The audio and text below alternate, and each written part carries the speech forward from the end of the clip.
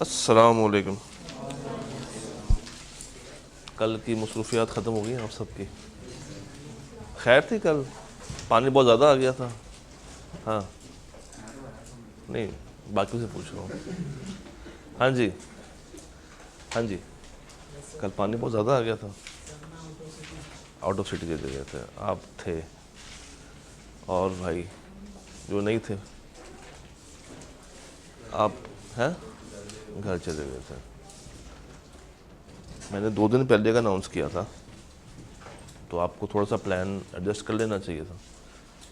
चले, खैर कोई इशू नहीं। चैप्टर 4 शुरू करते हैं। Chapter 4 is about producers mostly. मुझे बताइए, ये प्रोड्यूसर नामी शख्स कौन होता? नहीं, सेलर वो है जो बेचता है। प्रोड्यूसर वो है जो क्रिएट करता है, जो बनाता है, जो मैन्युफैक्चर करता है। यानी कि इस प्रोड्यूसर को अगर एक फिनिश्ड गुड बनाना है तो इसको बनाने के लिए क्या चीज़ें चाहिए होंगी? रॉ मटेरियल चाहिए होगा,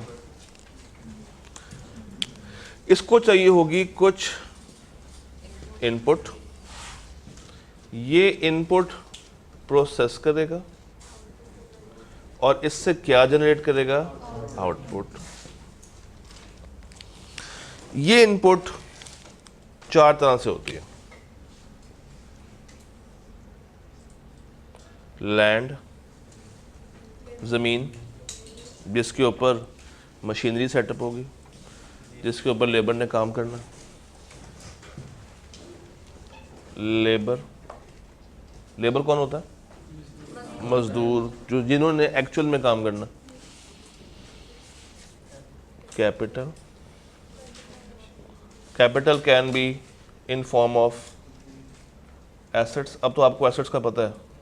एसेट्स क्या होते हैं? एसेट्स क्या होते हैं? असासे। चलिए मैं आसान कर देता हूँ। Capital can be in terms of cash and it can be in terms of machinery. तो लैंड, लेबर, कैपिटल और एक दिमाग, एक शैतानी दिमाग जिसने सारी तरकीबें निकालनी है। एंटरप्रेन्योर। कौन सा प्रेन्योर? एंटरप्रेन्योर। ये 4 चीज़ें मिलेंगी, प्रोसेसिंग होगी, तो मेरे पास क्या जनरेट होगा? Finish good. Finish good. मुझे ये बताइए, लैंड और लेबर में से महंगा क्या? लैंड महंगा है।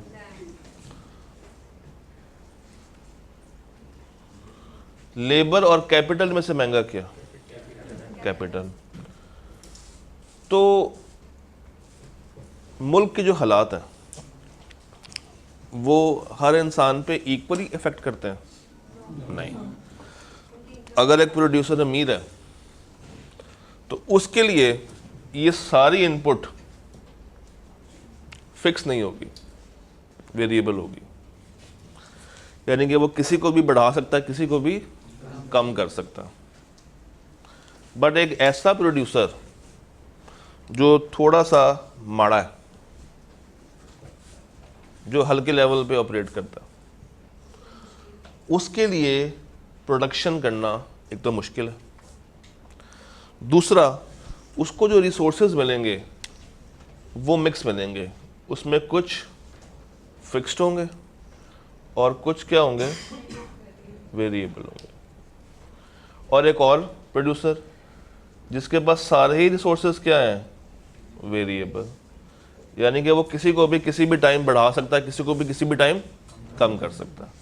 बट ऐसा प्रोड्यूसर जो कि थोड़ा सा हालात से तंग है, उसके पास जनरली एक हमेशा क्या होगा, फैक्टर फिक्स, और बाकी क्या होंगे, वेरिएबल। आपको अगर याद हो तो हम लोगों ने एक मिसाल की थी ड्यूरेबल गुड्स की। हमने कहा था कि सप्लाई बढ़ रही है तो उसकी प्रोडक्शन बढ़ रही है, मगर एक टाइम आएगा कि जब उसकी प्रोडक्शन में इंक्रीज नहीं आएगा क्योंकि उसके पास रिसोर्सेस ख़त्म हो जाएंगे।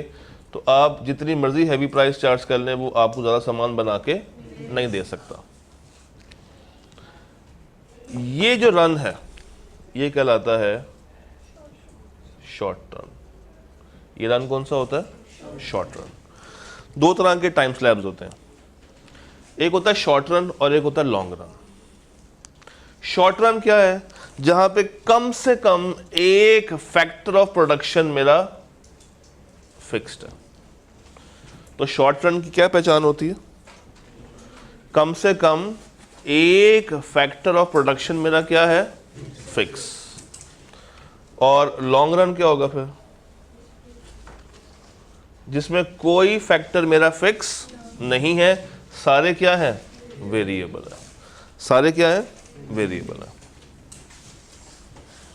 तो यहां लिख देता हूं प्रोड्यूसर्स, इनका मेन काम टू मेक फिनिश गुड्स। ये कैसे, इनपुट पकड़ा, उसको क्या करेंगे, प्रोसेस करेंगे, किस में कन्वर्ट करेंगे, आउटपुट में कन्वर्ट करेंगे। अच्छा, ये जो प्रोड्यूसर है ये फिनिश गुड क्यों बनाएगा, क्या रीज़न है इसकी फिनिश गुड बनाने की। मैं एक सवाल पूछूंगा ना आपसे, फिर आप मुझे बताइएगा। ऑप्शन ए,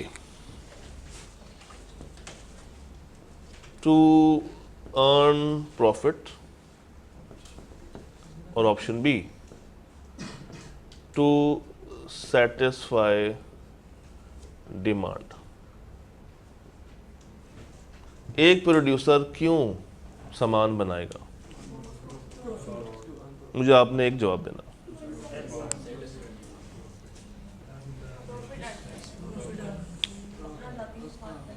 अपना ज़ाती मुफाद हमेशा पहले होता है।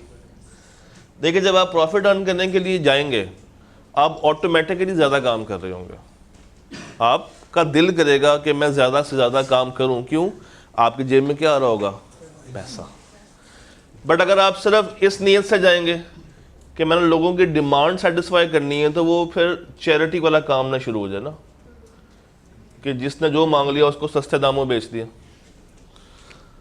तो प्रोड्यूसर का मेन फंक्शन क्या है, टू अर्न प्रॉफिट। और जब उसकी नीयत ये होगी तो बाय डिफॉल्ट वो ऑलरेडी मैक्सिमम डिमांड को क्या कर रहा होगा, फुलफिल। क्योंकि उसकी मोटिवेशन कहां पे आएगी, पैसों के साथ। पैसा will be the motivating factor, पैसा will be the driving factor. जितना पैसा आएगा उतना हाथ तेज चलेगा, जितना पैसा कम होगा उतना हाथ भी कम चलेगा। टीचर की मिसाल कर लेते हैं। कॉलेज कहता है टीचर क्लासें पढ़ानी, टीचर कहता है पढ़ा देते हैं, क्या मसला है, पैसे देंगे ना, कहता हाँ। कॉलेज कहता है अगर तुम अर्ली मॉर्निंग आओ तो हम तुम्हें पर आवर देंगे 1500, अगर तुम 12 बजे के बाद आओ हम तुम्हें पर आवर देंगे 1300, अगर तुम इवनिंग में भी आओ हम तुम्हें देंगे 1800, अगर तुम रात की शिफ्ट भी लगाओ तो हम तुम्हें देंगे 2200। टीचर अर्ली मॉर्निंग पे खुश होगा, नून पे खुश होगा, इवनिंग में खुश होगा या नाइट पे खुश होगा? टीचर कहेगा जब मैंने आना ही है तो मैं सुबह सुबह आऊँगा और रात तक तुम्हारे ही पास रहूँगा। मैं सुबह की क्लासेस भी पढ़ाऊँगा, मैं दोपहर की क्लासेस भी पढ़ाऊँगा, मैं शाम में भी पढ़ा लूँगा और मैं नाइट में भी पढ़ा लूँगा। अब देखें टीचर ये काम क्यों कर रहा है, to earn profit, to earn cash, to earn मुनाफा। और क्या ये ज़्यादा काम कर रहा है? तो इसके ज़्यादा काम करने से क्या ऑटोमेटिकली बच्चों की डिमांड भी फुलफिल हो रही है? और अगर टीचर सिर्फ कहता अच्छा बच्चों की डिमांड पूरी करनी है तो चलो कोई नहीं, मैं 2 क्लासेस सिर्फ नोन की पढ़ा दूंगा आके, बाकी मसला नहीं है, या 2 क्लासेस शाम की पढ़ा दूंगा आके, उससे एक तो डिमांड भी कम फुलफिल होगी क्योंकि उसकी जो मोटिवेटिंग फैक्टर है वो गायब है। और वो क्या था? आर्ली रेट, आर्ली पैसों का रेट। ये बात समझ आती कि प्रोड्यूसर क्यों ऑपरेट करेगा? ताकि वो अपने बच्चों का पेट पाल सके। देखिए उसको भी तो पैसे चाहिए ना, प्रोड्यूसर को भी तो पैसे चाहिए, उसने भी तो गुजारा करना। ठीक है, तो प्रोड्यूसर ने करनी है क्या? प्रोडक्शन। प्रोड्यूसर ने क्या करनी है? प्रोडक्शन। अब समझते हैं what is production function. What is production function?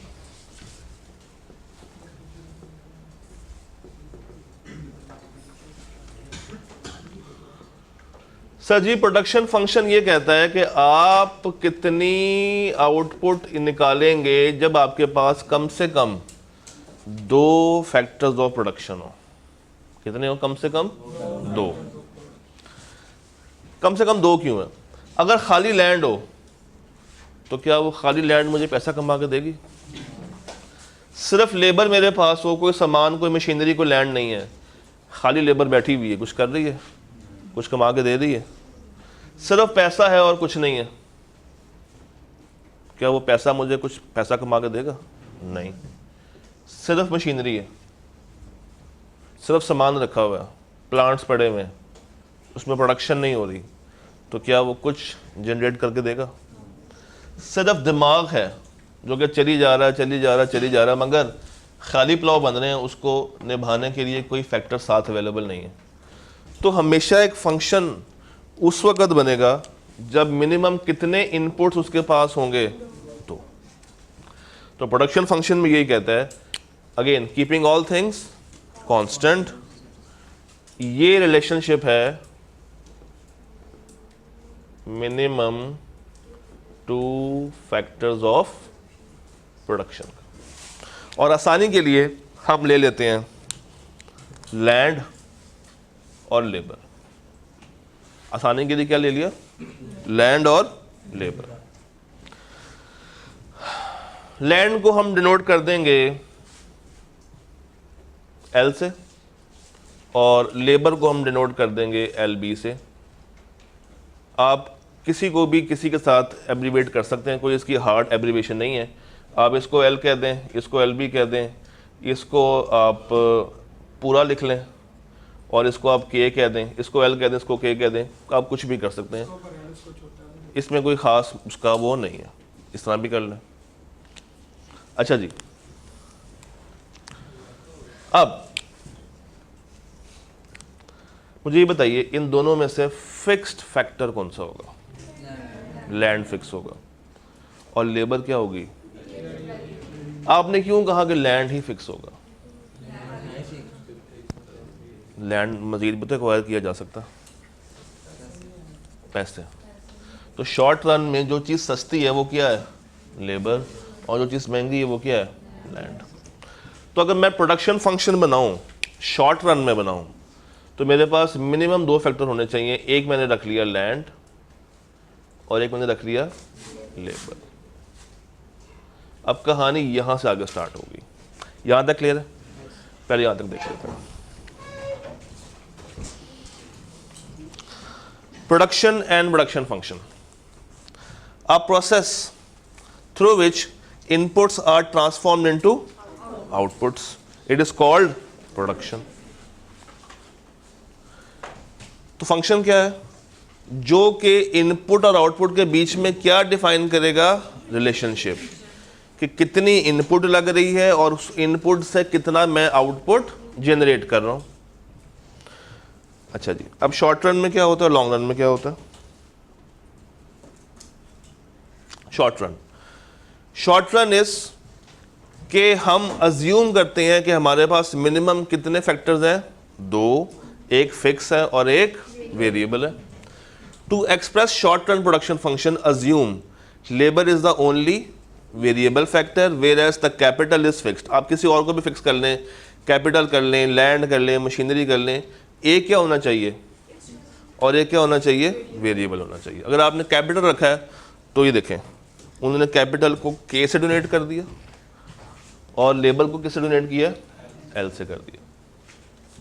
और चूंकि लेबर मेरा वेरिएबल फैक्टर है तो क्या आपको एल के ऊपर कोई बार नजर आ रही है, मगर के ऊपर बार नजर आ रही है। ये बार क्या शो कर रही है कि ये फैक्टर मेरा कौन सा है, फिक्स्ड है। ये फिक्स्ड है, capital is fixed, capital is fixed. We will add a line on k, क्यों, क्योंकि वो डिफरेंशिएट हो जाए कि ये कौन सा फैक्टर है, फिक्स्ड। अब लॉन्ग रन में आ जाए। लॉन्ग रन में आपको कोई बार नजर नहीं आ रही क्योंकि दोनों ही क्या है, वेरिएबल हैं। आप लेबर को भी बढ़ा सकते हैं और आप उसके साथ साथ किसको बढ़ा सकते हैं, कैपिटल को भी किसी भी टाइम बढ़ा सकते हैं, क्योंकि आपकी जेब में क्या है, पैसा। आप इस वक्त बने हुए मलिक रियाज और इस वक्त आप क्या हैं, गली का रियाज। ये गली का रियाज है और ये मलिक रियाज है।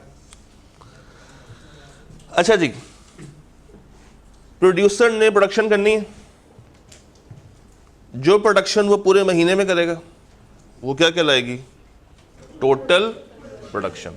महीने में कर रहा है, क्वार्टरली कर रहा है, सेमी एनुअली कर रहा है, बाय मंथली कर रहा है या एनुअली कर रहा है, ये क्या कहलाएगी उसकी टोटल प्रोडक्शन। क्या है, जो उसने total amount of goods produce की हैं with the help of inputs. अगर आपसे आई क्या पूछता है कि भाई बताओ व्हाट इज टोटल प्रोडक्शन, तो क्या बताएंगे उसे, जो टोटल प्रोडक्शन हुई है with the help of inputs. क्या इस टोटल से मैं एवरेज निकाल सकता हूं, यस, मगर ये एवरेज डिवाइडेड बाय 2 नहीं होगी। एवरेज नॉर्मली क्या होती है, डिवाइडेड बाय 2। ये एवरेज कैसे आएगी जनाब, ये एवरेज आएगी production per unit of factor is called average production. यानी कि आपने डिवाइड कर देना है टोटल प्रोडक्शन ओवर फैक्टर। अब वो factor can be labour and it can be capital, depending upon कि आपका वेरिएबल कौन सा। तो ये फॉर्मूला बन जाएगा total production divided by variable factor, divided by variable factor. ये किसका फॉर्मूला बन गया, एवरेज प्रोडक्शन। ये किसका फॉर्मूला बन गया, एवरेज प्रोडक्शन। क्या है, total production divided by variable factor. नहीं, क्यों नहीं आता अभी मैं आपको बताता हूं।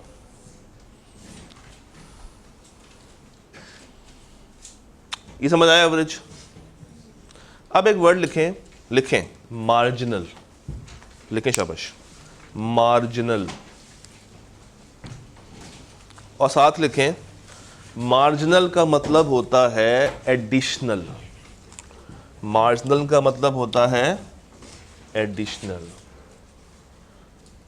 मैंने शायद पहले भी आपको बताया हो, marginal is equal to additional. और एडिशनल कहते हैं किसको, इजाफी को, शायद ऐसा ही होता है। तो marginal is equal to additional, जिसको उर्दू में क्या कहा जाता है, इजाफी। मेरी क्लास में 50 बच्चे बैठे हों और कॉलेज कहे कि सर एक और बच्चा आ रहा है, वो जो एक्स्ट्रा बच्चा ऐड हुआ है वो क्या कहलाएगा, मार्जिनल। तो हर नया आने वाला यूनिट मेरे लिए क्या होगा, मार्जिनल। अब इसका formula delta TP divided by delta variable factor.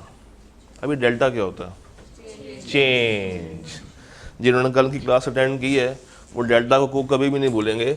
Delta is equal to change in total production divided by change in variable factor. ये तो फॉर्मूला सेम नहीं हो गया एवरेज के साथ। एवरेज भी तो यही था ना, टीपी ओवर वीएफ। वो देखें वो लिखा तो हुआ है, ये बस ट्रायंगल ही ऐड किया मैंने। ये ट्रायंगल क्या है? चेंज। ट्रायंगल क्या है? चेंज। तब्दीली, इमरान खान, यू टर्न।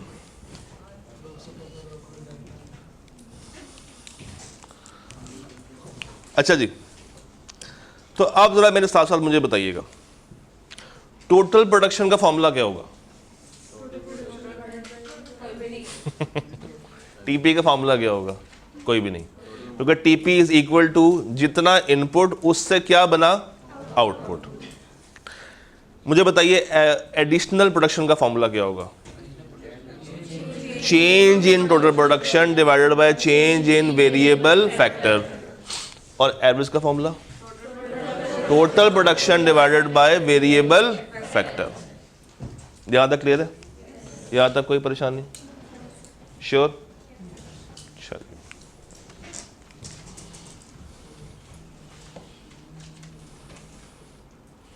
एक दफा इसको भी पढ़ लें।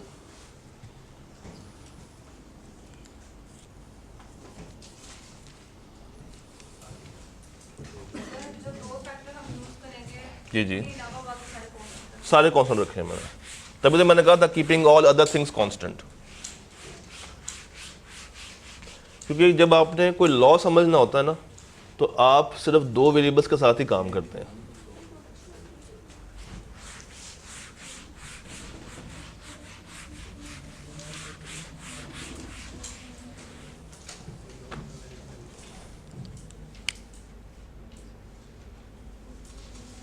अच्छा जी, सुनिएगा जरा, अभी हमने इन तीनों में से क्या स्टार्ट किया है? कॉस्ट, रेवेन्यू या प्रोडक्शन? प्रोडक्शन। सर जी, प्रोडक्शन मैंने आपको बताया, या ये शॉर्ट रन होगी या ये क्या होगी? लॉन्ग रन होगी। Short run is one variable factor plus one fixed factor, और लॉन्ग रन इज दोनों ही क्या है? Variable factor. दोनों ही क्या है? Variable factor. किस में प्रोड्यूसर के पास कैपेसिटी है एक्सपैंड करने की, और शॉर्ट रन में वो कैपेसिटी नहीं है? सर जी, पहले लॉन्ग रन की बात कर लेते हैं। लॉन्ग रन में जो वो प्रोडक्शन करेगा, जो लॉ उसको डील करेगा, वो लॉ है law of return to scale. Law of return to scale. Law of return to, दोबारा बोलें, law of return to, law of return to, law of return to. Short run में जो law इस्तेमाल होगा ये कहलाता है, इसके दो नाम है, law of variable proportion, law of variable proportion, and law of, चले पहले सिर्फ इसी नाम के साथ चलते हैं, दूसरा नाम मैं आपको बाद में बताता हूं। इसका नाम क्या है? Law of variable proportion.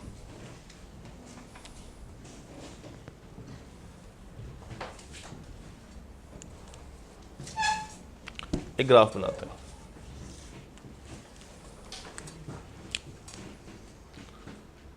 एक मेरे पास आपने कहा फिक्स्ड फैक्टर, यही कहा था। एक है मेरे पास वेरिएबल फैक्टर। ये फिक्स है, ये वेरिएबल है, यानी कि ये मेरा क्या होगा? लैंड, और ये मेरे पास क्या होगी? लेबर। लैंड कह लें, कैपिटल कह लें, कुछ भी कह लें। ये इनपुट है, ये इनपुट है, इसको यहाँ पे ऊपर लिख लेते हैं, ये क्या है? इनपुट। और इस इनपुट से क्या जनरेट होगी? आउटपुट। और आउटपुट पर सबसे पहले क्या आएगा? Total production. फिर क्या निकालूंगा, मार्जिनल प्रोडक्शन, और क्या रह गई है, एवरेज प्रोडक्शन। चूंकि ये फिक्स्ड है तो हम एक ही वैल्यू हर जगह पे अज्यूम करेंगे, 1, 3, 4, 5, 6, 7। और ये क्या है, 0, 1, 2, 3, 4, 5, 6, 7, एक और 1 ऐड कर देते हैं। लैंड चेंज हो रहा है, क्या लेबर चेंज हो रही है? अब टीपी निकालना है, एमपी निकालना है और एपी निकालना है। सबसे आसान क्या है, मैं किसको पहले निकालूं जिससे मैं दोनों निकाल सकूं? गलत, मार्जिनल प्रोडक्शन। सबसे आसान क्या है निकालना, एमपी। अगर मेरे पास एमपी ठीक आ गई तो मैं इस एमपी से टीपी भी निकाल सकता हूं और इस एमपी से एपी भी निकाल सकता हूं। कैसे, देखिएगा। हम लोगों ने क्या कहा था,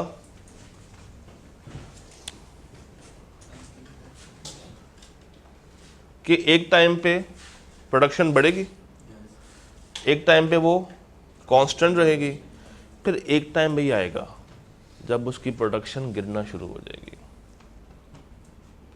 जब आप कोई चीज़ इंक्रीज करते हैं तो एक टाइम के ऊपर आप उसको एंड पे डिक्रीज भी करते हैं। हर अच्छाई के बाद क्या आती है, बुराई। और अच्छाई हमेशा कांस्टेंट रहती है? नहीं। बंदा कितना ही अच्छा क्यों ना हो जाए, अच्छाई करता रहेगा, एक टाइम पे उसको एहसास होगा कि लोग उसके साथ अच्छा नहीं कर रहे हैं। वो एहसास कुछ देर तक उसके साथ रहेगा और एंड पे वो बंदा खुद भी लोगों के साथ बुरा बन जाएगा, वो अपनी अच्छाई करना छोड़ देगा। इसी तरह प्रोडक्शन भी एक टाइम पे क्या होगी, इंक्रीज, उसके बाद वो क्या रहेगी, कांस्टेंट, और उसके बाद वो क्या हो जाएगी, डिक्रीज।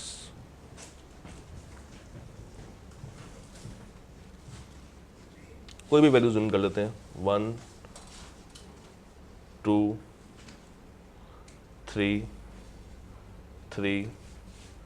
2, 1, 0, -1। nil, 1, 2, 3, 2, 1, 0 और -1। अब देखिएगा 1 से 3 तक क्या ये इंक्रीजिंग ट्रेंड है? यानी कि यहाँ पे मेरी मार्जिनल प्रोडक्शन इंक्रीज हो रही है। ये क्या है, एमपी मेरी कांस्टेंट रह रही है, और कांस्टेंट रहने के बाद एमपी मेरी डिक्रीज हो रही है। कहाँ तक? एक पॉइंट आएगा जब एमपी क्या हो जाएगी, और उसके बाद ये एमपी नेगेटिव भी हो सकती है। तो ये फिगर्स आपने अज्यूम कर लेनी है, और ये बेसिक फिगर्स बता रहा हूँ जिससे लॉ समझ आ जाएगा। मैं ये वाली इस बेसिस पे की है कि ये पहले बढ़ेगी, फिर कांस्टेंट रहेगी और फिर कम होगी। आप कोई भी फिगर ले लें, अज्यूम करें, ये हाइपोथेटिकल फिगर है, आप कोई भी यूज कर सकते हैं, मगर पहले लिखना क्या है, एमपी। अब जादू देखिएगा, जब लैंड हो और लेबर ना हो तो क्या कोई प्रोडक्शन हो सकती है? इसलिए एमपी क्या थी, 0। अच्छा, एमपी क्या है? एमपी का फॉर्मूला बताएंगे जरा। Change in total production over change in variable factor. TP 0 आ गई, एमपी कितना चेंज हुआ यहां तक, 1। अब कितना चेंज हुआ एमपी, 1। और अगर ये 1 यहां पे है तो यहां पे कितना आएगा कि यहां से 2 आना चाहिए मेरा, 3।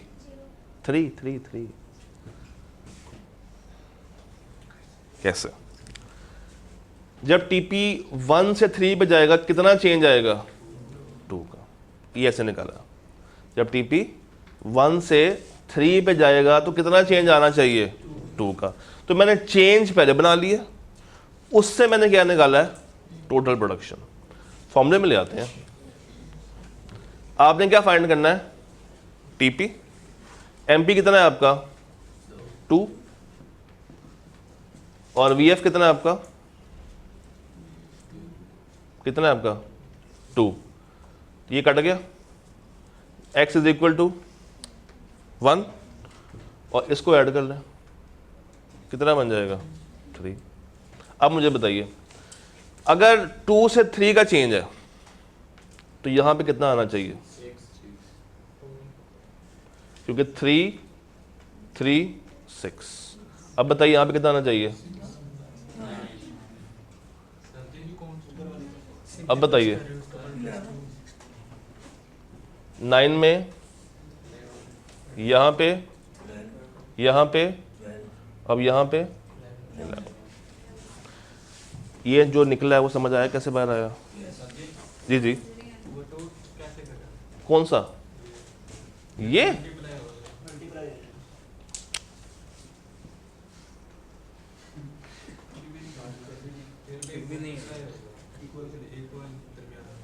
हाँ सॉरी, माजरत सर, माय बैड, माजरत। इसको छोड़ दें, आप इसी पे फोकस करें।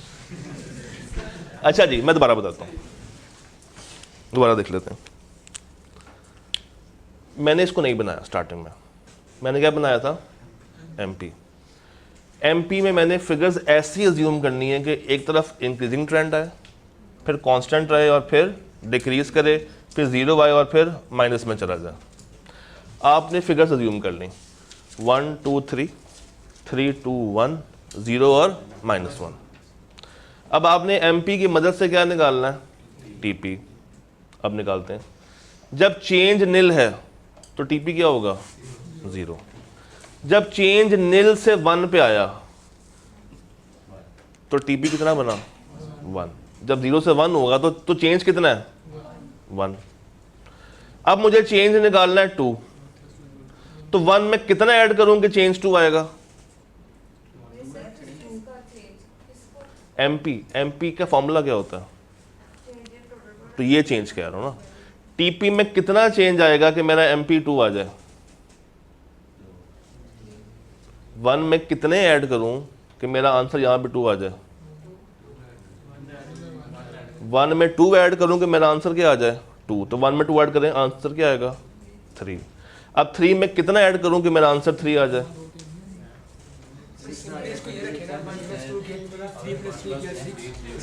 ठहरे ठहरे ठहरे ठहरे ठहरे ठहरे ठहरे, दोबारा चलते हैं। स्टार्टिंग पॉइंट क्या है, पहला चेंज कितना आया, तो टीपी 0 से कितना होगा, 1। अब मुझे एमपी 2 चाहिए, 1 में कितना ऐड करूं कि मेरा आंसर ये आए, ये चेंज है, ये चेंज है। टीपी में कितना चेंज आए कि मेरा आंसर 2 आए, टीपी कितनी बढ़े कि मेरा एमपी 2 आए।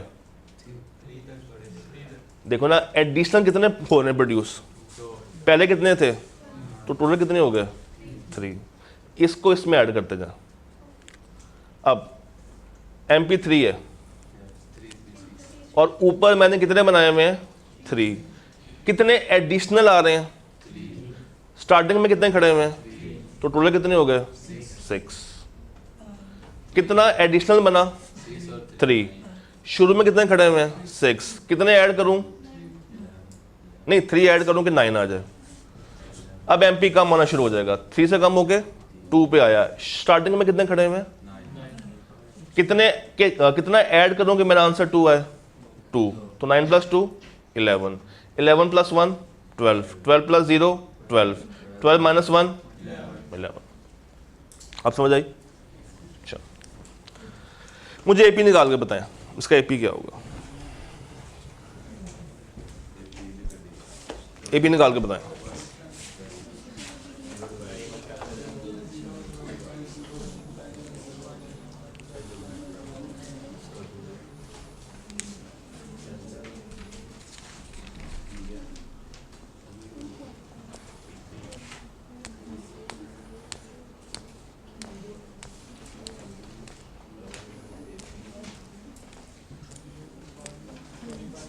हाँ जी बताएं बताएं, ए बी निकालें।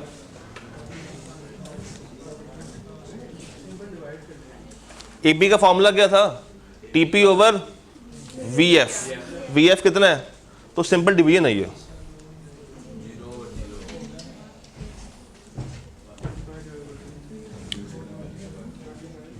ए P is equal to T P over V F. इसमें कोई टीपी है? वी एफ है, तो आंसर क्या होगा? अब आगे निकालें, इसका आंसर क्या होगा? टीपी कितना है? डिवाइडेड बाय 2 करें, 6/3 करें,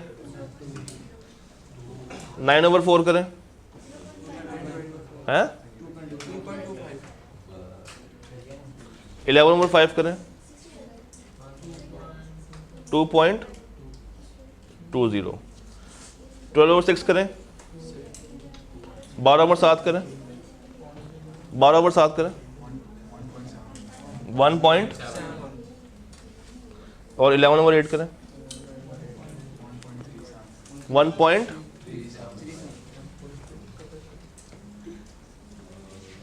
पहले इस टेबल को दिमाग में डालें, फिर मैं आगे चलूंगा।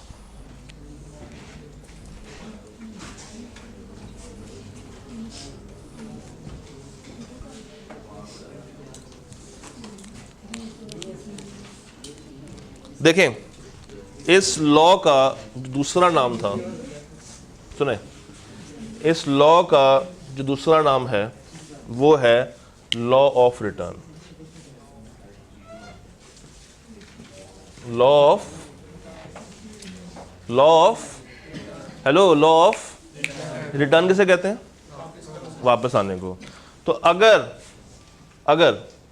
आप यहां पे हैं, ये आपका घर है, और आप अपने दोस्त से मिलने के लिए गए हैं,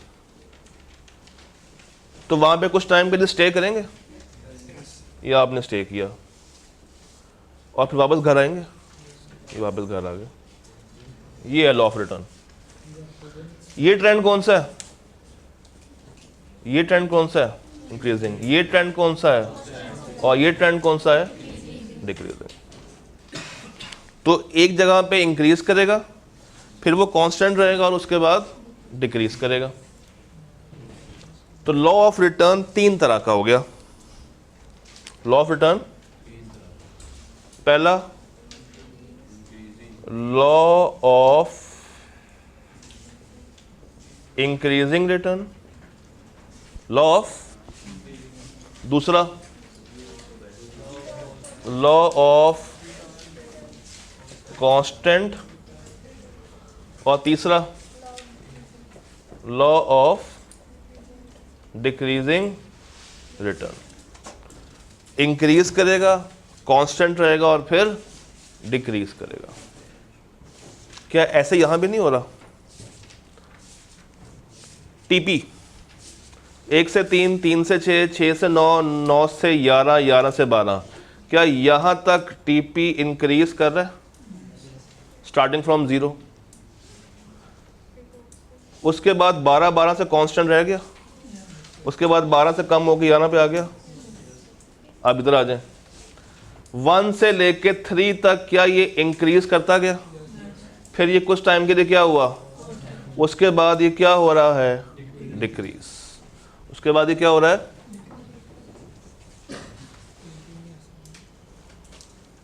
एपी पे आए, 0 से 1, 1 से 1.5, 1.5 से 2, 2 से 2.25। क्या यहाँ पे भी मुझे इंक्रीजिंग ट्रेंड मिल रहा है? मगर ये कांस्टेंट नहीं हो सकता, क्योंकि ये क्या है? ये एवरेज है, और एवरेज कभी भी कांस्टेंट नहीं रहती। तो इसमें 2 तरह के ट्रेंड्स आएंगे, या इंक्रीजिंग आएगा और या डिक्रीजिंग आएगा। इसको लिख लें, ये एमसीक्यू के लिए बहुत इंपॉर्टेंट है। ये सारी बातें एमसीक्यू पॉइंट ऑफ व्यू से देखें।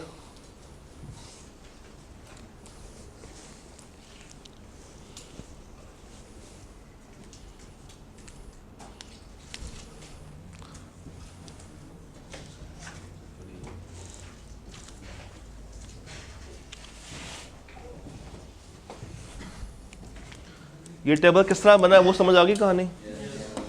पक्की बात है। किसी को स्टिल कोई कंफ्यूजन हो तो शेयर कर सकता है। एक और बना लेते हैं छोटा सा। ये नेगेटिव कैसे होगी? ये मार्जिनल प्रोडक्शन है, टोटल नहीं है। देखो एक फैक्ट्री में पहले 12 गुड्स बनते थे, कितने एम्प्लॉयज थे? 7। एक शरारती एम्प्लॉय ऐड कर दिया, उसने आकर उनको बातों में लगा दिया, तो मंथ एंड के ऊपर प्रोडक्शन कम होगी या ज़्यादा? तो 12 से कम हो गई, कितनी हो गई? 11। ये मार्जिनल है, मार्जिनल रिस्क इन दोनों में चेंज, वो नेगेटिव में जा सकता है। इसलिए कहते हैं एक गंदी मछली पूरे तालाब को गंदा कर देती है। अच्छा जी, मुझे ये बताइए, डाटा हम चेंज कर लेते हैं। 1 1 1 1 1 3 5 7 8 वेरिएबल, ये फिक्स फैक्टर हो गए। वेरिएबल फैक्टर रख लेते हैं हम 0 2 4 6 8 10 12 14। टीपी आप लोगों ने निकालनी है। एमपी मैं कह देता हूँ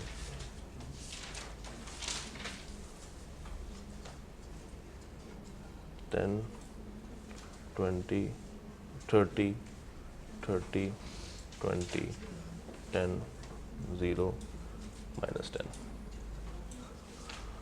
एपी। हाँ जी, निकाल के बताएं टीपी। टीपी निकालें। पहले में क्या आएगा? उसके बाद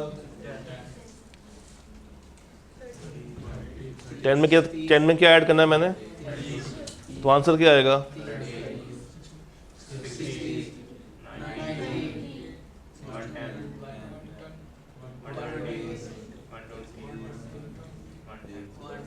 1 एपी निकालें।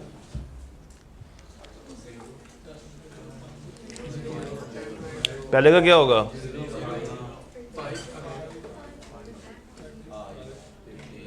इसका क्या होगा? 30/4, 60/6, 90/80, 110/10, 120/12, 120/14, 8 पॉइंट और 110/8, 18, सॉरी 16 है। 110/16 करें। 6 पॉइंट। अब मुझे ये बताइएगा टीपी कहाँ तक बढ़ रहा है? यहाँ से यहाँ तक। उसके बाद ये क्या हो गया? और उसके बाद ये डिक्रीज हो रहा है। एमपी बढ़ रहा है, बढ़ रहा है, बढ़ रहा है, बढ़ रहा है, यहाँ तक बढ़ा। यहाँ पे क्या हुआ? उसके बाद क्या हो रहा है? और क्या ये बढ़ रहा है, बढ़ रहा है, बढ़ रहा है, बढ़ रहा है, यहाँ तक बढ़ा और उसके बाद डिक्रीजिंग ट्रेंड पे जा रहा है। तो आप वैल्यूज़ कोई भी अज्यूम कर लें, आपका ट्रेंड हमेशा यही आएगा, क्योंकि पीछे फॉर्मूला क्या लग रहा है? पहले आपने एमपी बढ़ाया, फिर आपने एमपी कांस्टेंट किया और उसके बाद आपने एमपी को गिरा दिया।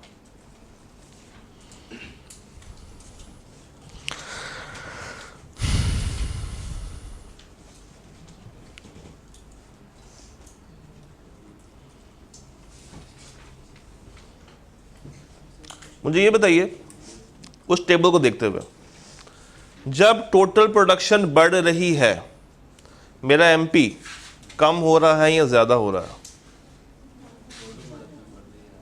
जब टीपी बढ़ रही है तो मेरा एमपी ज़्यादा है या कम है?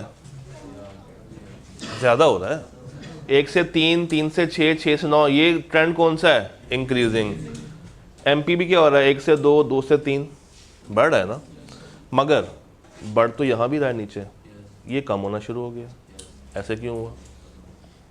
ऐसे क्यों हुआ? अल्लाह जानता है ना, हम सीख लेते हैं। टीपी याद रखिएगा, जब इंक्रीजिंग रेट से बढ़ रहा है, जब इंक्रीजिंग रेट से बढ़ रहा है, यानी कि 0 से 1 हुआ, 1 से 3, 3 से 6, 6 से 9, और 9 से यहां तक उसका ट्रेंड क्या था, इंक्रीजिंग रेट से बढ़ना। उसके बाद बढ़ जरूर है मगर डिक्रीजिंग रेट से बढ़ रहा है। तो जब मेरा टीपी इंक्रीजिंग रेट से बढ़ेगा, जब मेरा टीपी इंक्रीजिंग रेट से बढ़ रहा है, तब तक मेरा एमपी क्या रहेगा, इंक्रीजिंग। और जैसे ही मेरा टीपी डिक्रीजिंग रेट से बढ़ना शुरू हुआ, मेरा एमपी क्या होना शुरू हो गया, डिक्रीज। और बीच में एक पॉइंट आएगा जब ये डिक्रीज होना शुरू करेगा और इंक्रीज नहीं हो रहा होगा, वो पॉइंट क्या होगा, कांस्टेंट का। ये 3 बातें यहां पे लिखी हुई हैं। When TP increases with increasing rate MP, when TP increases with decreasing rate MP decreases, when TP decreases MP is less then 0। Negative देख लेते हैं, क्या ये एमपी नेगेटिव हो रहा है, कब हो रहा है, जब टीपी डिक्रीज हुआ। जैसे ही टीपी डिक्रीज होना शुरू हुआ है, डिक्रीज कब हुआ, सिर्फ इस पॉइंट पे आके, तो उस पॉइंट पे मेरा एमपी क्या, कहां पे चला गया, नेगेटिव पे चला गया। और जब मेरा टीपी इंक्रीजिंग रेट से बढ़ रहा है तो मेरा एमपी इंक्रीज करेगा। जब मेरा टीपी डिक्रीजिंग रेट से बढ़ेगा तो मेरा एमपी डिक्रीज होगा। अगर आपके ज़हन में ये फॉर्मूला है, कौन सा भला, एमपी का और एपी का, तो कोई भी टेबल आ जाए, कोई भी ग्राफ आ जाए, आप उसको सॉल्व कर सकते हैं। फॉर्मूला क्या था, एमपी इज इक्वल टू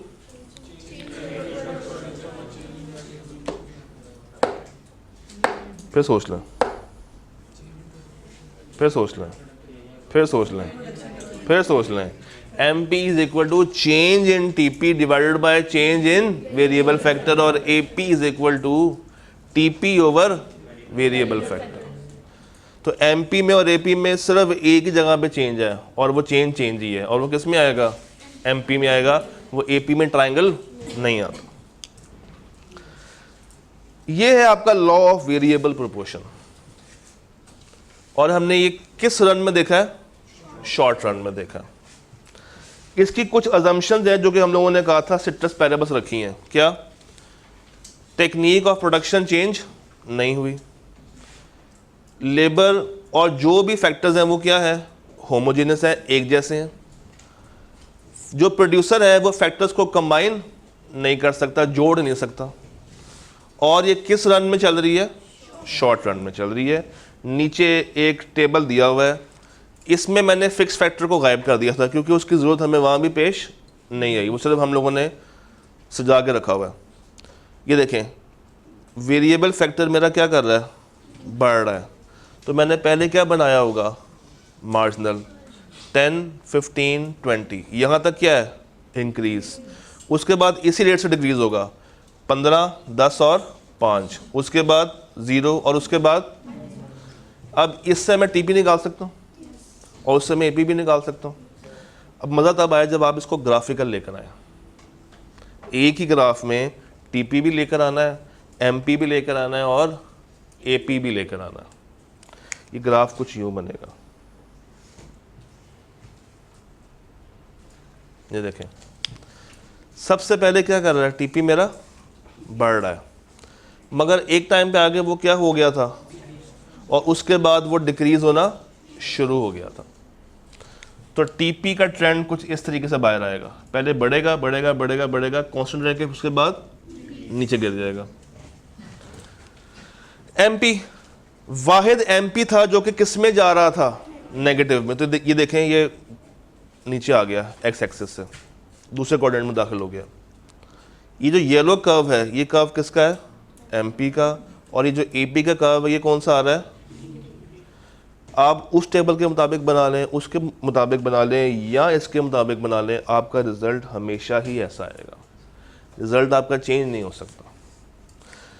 हमने कहा था कि 3 स्टेजेस आएंगी, इंक्रीजिंग, कांस्टेंट और डिक्रीजिंग। तो पहली स्टेज में मुझे बताइए, एपी मेरा बढ़ रहा है, विद इंक्रीजिंग रेट बढ़ रहा है, एपी या टीपी, टीपी। टीपी मेरा बढ़ रहा है विद इंक्रीजिंग रेट, जिससे एमपी भी इंक्रीज हो रहा है।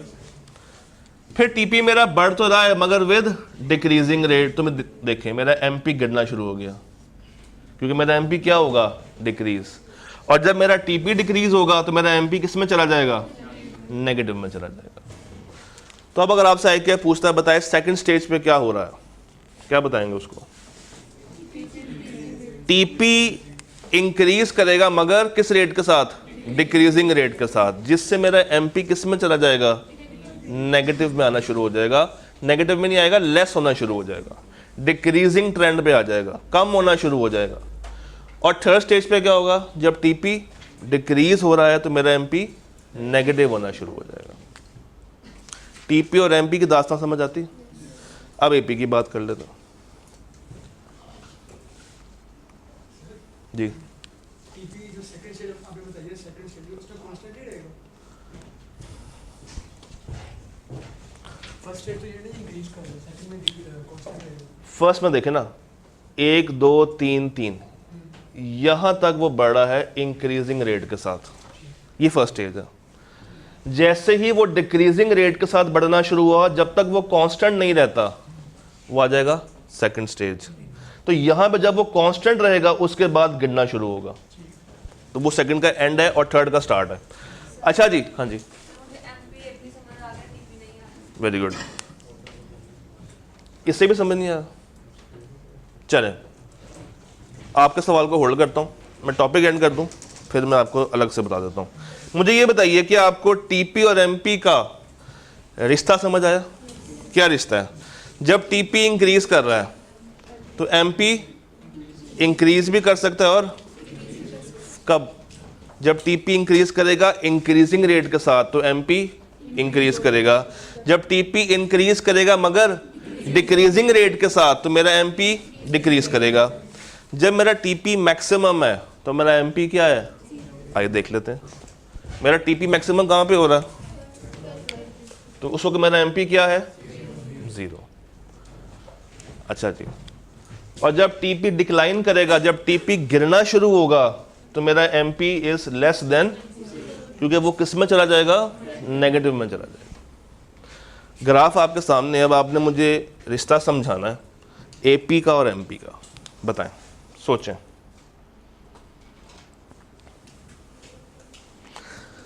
एपी का और एमपी का रिश्ता सोचें, वो सामने से सोचें या यहाँ से सोच लें, जैसे मर्जी सोच लें, मुझे आपने इन दोनों का ट्रेंड बताना है।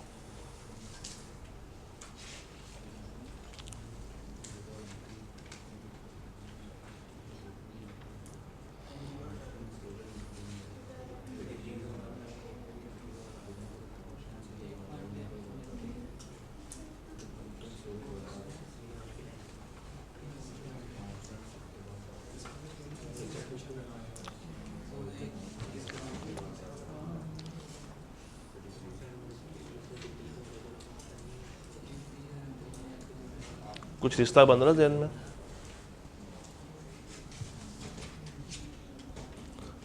ये रिश्ता है, when AP increases MP is greater than, when AP is maximum MP is equal to, और जब AP डिक्रीज करेगा तो MP is less than। सामने टेबल बना हुआ, चेक करें, फॉलो हो रहा है?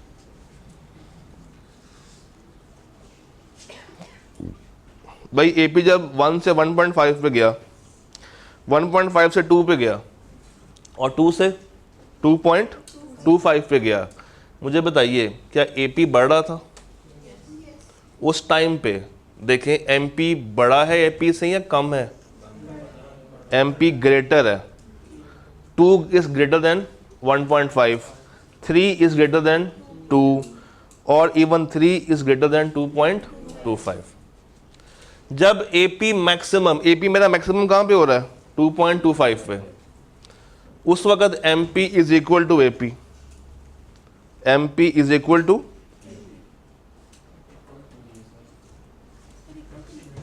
इक्वल नहीं है मगर वो पॉइंट को अज्यूम कर लेता है कि ये उसमें क्या, वो राउंड ऑफ। और जब AP डिक्रीज करेगा तो मेरा MP is less than, check करें, जब AP 2.2 से गिर के 2.0 पे आया 1.7 पे आया, फिर 1.38 पे आया, उसमें देख के बताइए MP ज़्यादा या AP ज़्यादा था? तो यानी कि MP इज़ लेस देन। ये तीन रिश्ते अगर आपको ज़हन में आ जाए ना, TP MP का और AP MP का, तो ये लॉ ख़त्म हो जाता। एक काम कीजिएगा, इसको बनाइएगा घर जाके, इसको बनाएंगे, एक आधी एग्जाम्पल करेंगे तो हाथ सेट हो जाएगा। अच्छा, उसके बाद किताब में मैंने क्या किया है, पहले मैंने इन स्टेजेस को अलग अलग भी डिफाइन कर दिया है कि फर्स्ट स्टेज में क्या हो रहा है, सेकंड में क्या हो रहा है, थर्ड में क्या हो रहा है। उसके बाद मैंने इस लॉ को तोड़ दिया है। ICAP ने एक ही लॉ इकट्ठा करके बताया हुआ है। मैंने इंक्रीजिंग का अलग से बताया आपको, और उसका टेबल अलग से है, उसका ग्राफ भी अलग से है। उसके बाद मैंने क्या किया, डिक्रीजिंग का बता दिया या डिमिनिशिंग का बता दिया, और उसके बाद मैंने किसका बताया है? तो मैंने 3 दफ़ा 3 तरीक़ों से इसको किताब में एक्सप्लेन किया हुआ है। एक दफ़ा आप देखिएगा, रूल वही है, इकट्ठा समझना है इकट्ठा समझ लें, तोड़ के समझना है तो तोड़ के समझ लें। याद है? ओके, पक्की बात है। आज के लिए इतना ही, कल मुलाकात करते हैं। रब रखा।